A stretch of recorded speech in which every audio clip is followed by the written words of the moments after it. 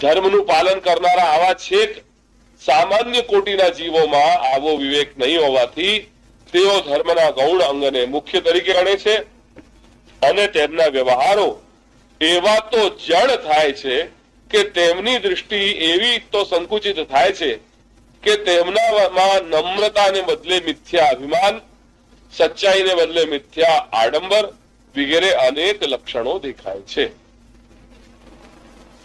વાસ્તવમાં તેઓ અહમ મમના ઠેકેદાર બની જાય છે.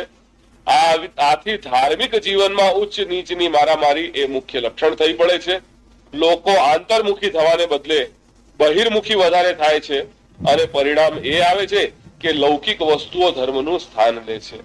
પછી તો ધર્મના નામમાં લૌકિક હેતુઓ પાર પાડવાનો ધર્મનો દુરુપયોગ કરવામાં આવે છે અને ધર્મના નામે અધર્માચાર કરવામાં આવે છે. ખરું જોતા